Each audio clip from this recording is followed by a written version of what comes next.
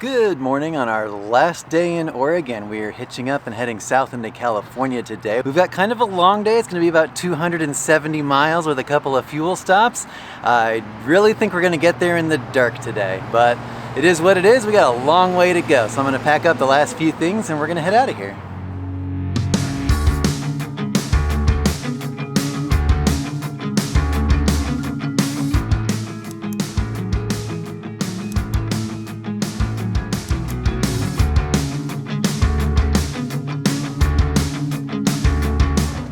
Final walk around now. Kevin and I both circle the RV one more time and just check that everything looks good, has been locked up, is put away, so that we can hit the road.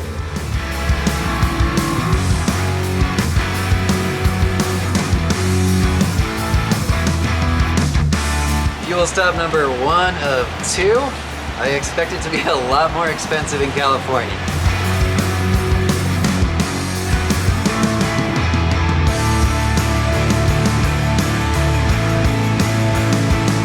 We've been on the road for about 3 hours now. It's been a really pretty drive, so we've enjoyed that.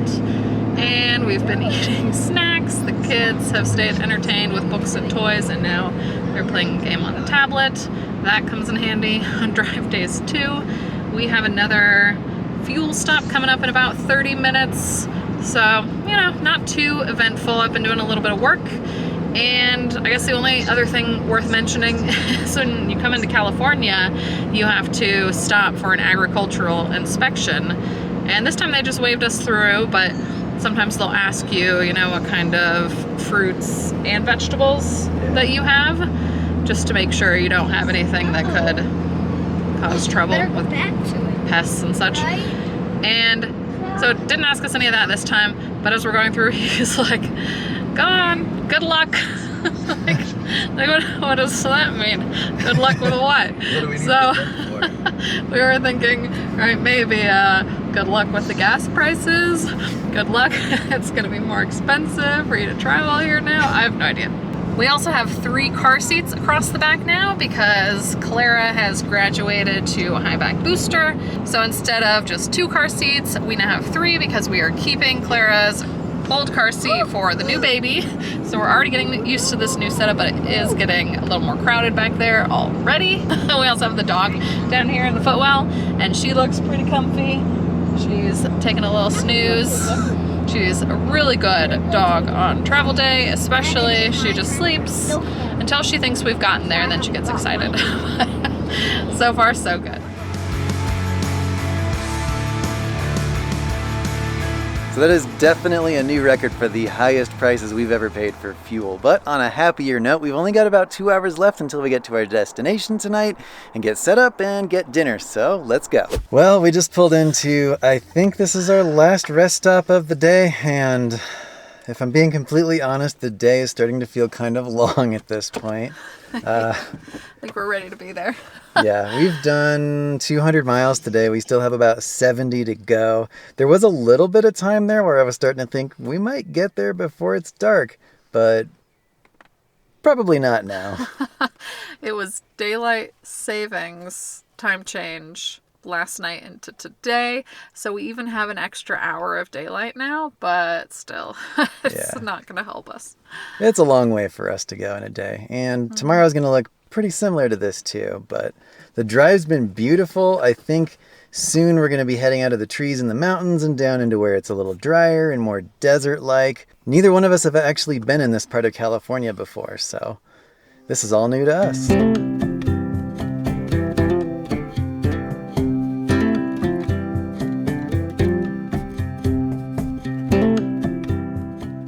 Surprise! We've actually had a mishap, unfortunately. This has never happened to us before, but we came in to use the bathroom inside the trailer and we heard the fridge beeping, and apparently it has come open and there's something stuck in it. And I think that was probably my doing. I briefly tried to see if I could get into the fridge with the island against it like this. The slide was in before we left because the kids were hungry and I thought I locked it again. Even now, I think I remember locking it, but apparently not. And now we're in this situation. That's the sound we heard. It's beeping. So I opened our dining room slide just enough to just get in here because we don't have a whole lot of space in this pull-out spot here. And I'm probably going to have to put that slide out just a little bit to get everything rearranged. And hopefully nothing comes falling out on me. Oh, this isn't good. Woo! We just needed something exciting to happen. A regular day on the road? How bored were you guys? So, a quick note. We've never had a major mishap with the fridge like that. It's never opened because we've always latched it. I have to believe that I forgot to latch it because it just doesn't seem possible for it to open any other way. Some people put little tension rods in their fridge across things on travel day or put things in little containers. So people use various techniques. We've never done that, and you know, I hope that we never have a bigger mishap because nothing's ever come tumbling out. That was our excitement for the day. I hope that's the last of our excitement for the day. So let's close up and get going. Yes, let's do it. Well, as you can see, we have definitely arrived in the dark.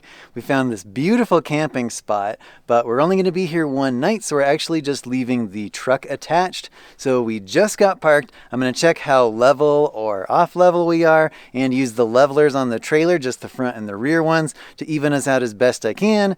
Put the slides out, and then I think we're going to bed.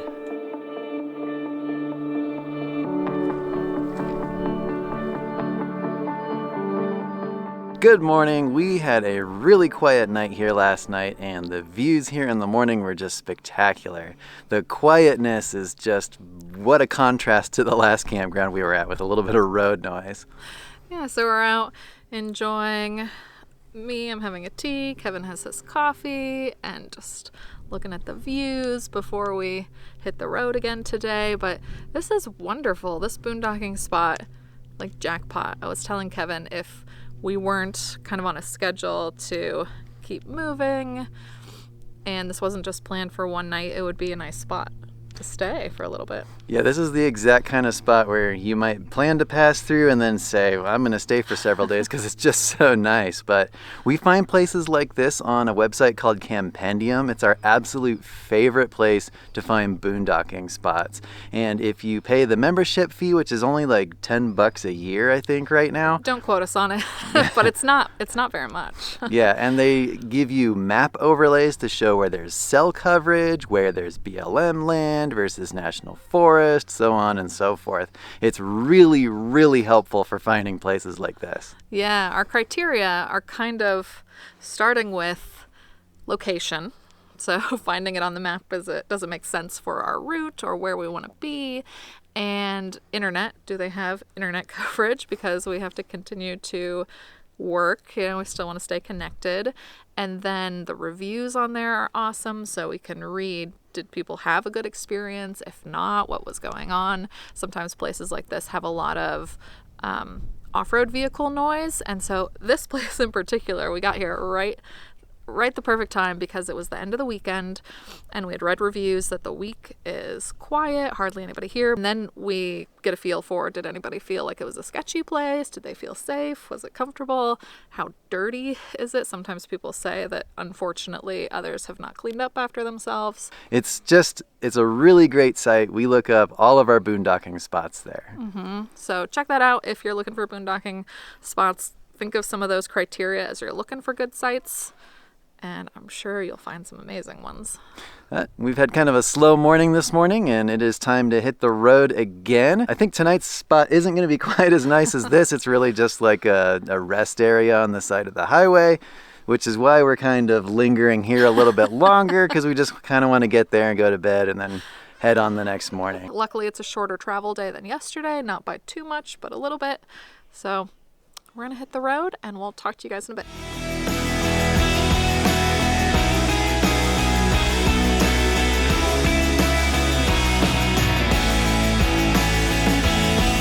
All right, this doesn't happen often, but I do drive and tow the rig occasionally. Usually works out better that Kevin does the driving. I help with navigating. I get work done.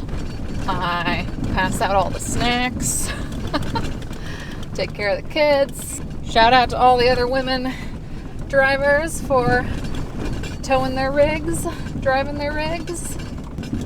I wouldn't want to do some of the narrow, more difficult stuff that Kevin does for us, but a nice wide open road, I'll do that.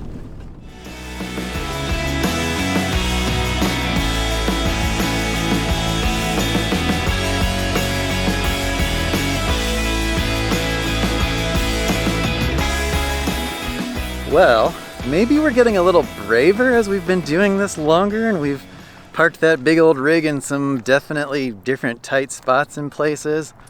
But I think we've had a little bit of a change of plan today. We're normally pretty strict about going to exactly where we plan to go for the night. And tonight the original plan was to just go to a rest area on the side of the highway when we actually stumbled across this lake and camping here, which is also free. Christine was looking this place up on Campendium just as soon as we saw the sign. It doesn't look bad at all, and it actually sounds a lot nicer than a rest area. So, nice campground, but I don't think I'll be going down to the water due to, you know, unexploded munitions. Good morning. We did not really show much of leaving that last place because it actually started to rain as we were packing up, and we kind of went into speed mode trying to just put things away before we were getting rained on while getting out of there. And we're having a little bit of a chuckle now because we just pulled into the rest area that we would have stayed at last night if we hadn't found that really nice boondocking spot at the lake. I'm so glad we stopped when we did. 1,000 times better. This would have worked. You know, it's an overnight spot that we would have been allowed to stay at. We would have been 45 minutes further down the road. So instead we had to add that to our trip today. But it's just not scenic.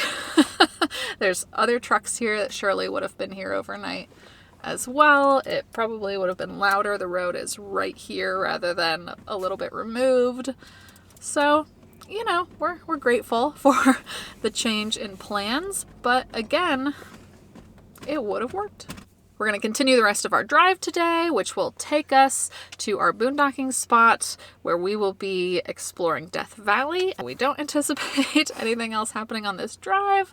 Hopefully, we want a nice, uneventful finish to our trip, but we hope that this video gave you guys some insight into how we find our boondocking spots, and we hope you guys give it a try sometime as well because boondocking is really awesome and it can come in handy for extended stays or just travel days. See you all next time. Bye. Bye.